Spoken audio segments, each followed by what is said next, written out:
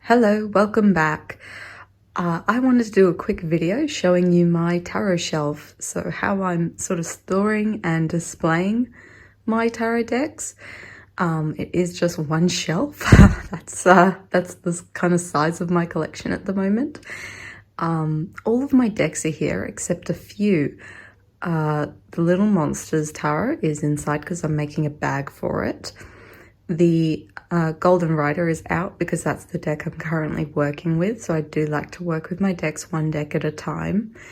And the Minchiati Etruria is in a separate wooden box on my dressing table because I just love the box so much and I like having it over there. So aside from that, this is my shelf, and I don't know about you, but this is the year that I became a deck collector.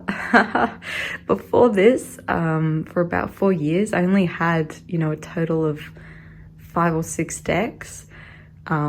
Pretty much just picking up a new deck once or twice a year, and that was it. But this year, my collection has grown to over something like 20 decks, which is a lot. So I'll have a lot of new decks to work with, throughout 2021, that's for sure. But certainly this is not finished yet because I have decks on their way to me. So I thought this would be a great time to film this video just before anything else arrives, and while I'm really happy with how I've got my tarot shelf and before I completely rearrange it to accommodate any new decks. So I'll probably do an update later on when, it's if it starts to look really different, but this is how it looks for now. And I'll just start from the left here. So I have some books. I have an illustrated guide to the tarot. I haven't really dipped into that one much. It was a kind of find at Savers that I haven't really explored. Then I've got the Signs and Symbols source book.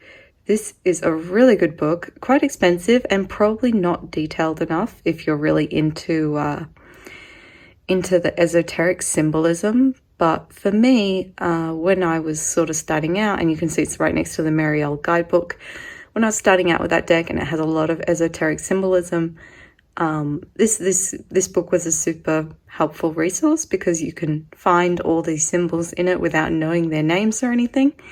So that was a good find. I've got a spare tarot journal. I've got the guidebook only, and this is another Savers find of the Granny Jones Tarot. I'm going to pull this out.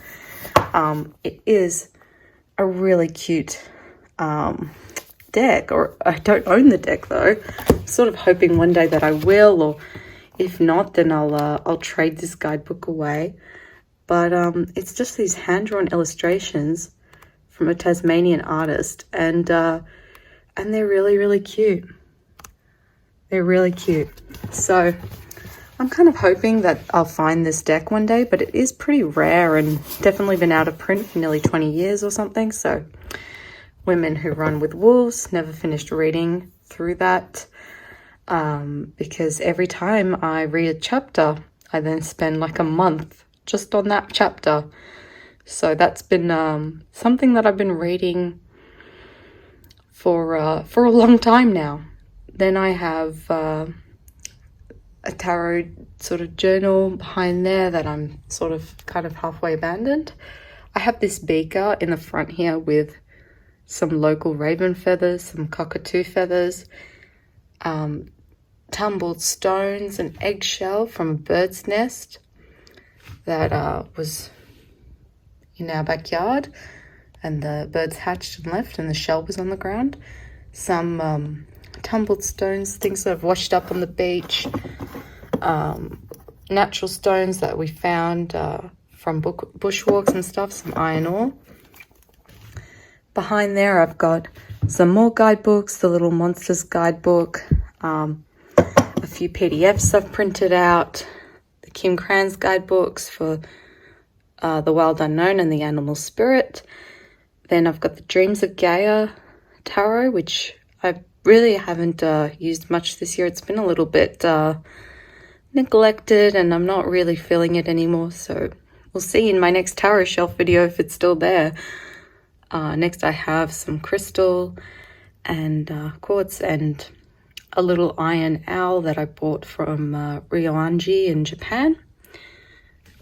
Just kind of propped up on some old specimen boxes. I have the Empty Cup Oracle, the Oracle of the Strange Forest, the Enchanted Woods Lenormand, the Playful Heart Tarot, which is shaping up to be one of my most used decks in 2020, the Delta Enduring, the Honasa House, but it's not in its tuck box. The tuck box is just here for decoration because it's so beautiful.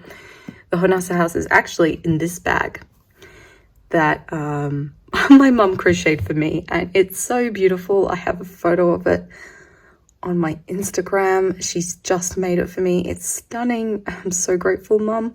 It looks so good with the deck. I can't say enough good things about it. It's matchy without looking forced at all.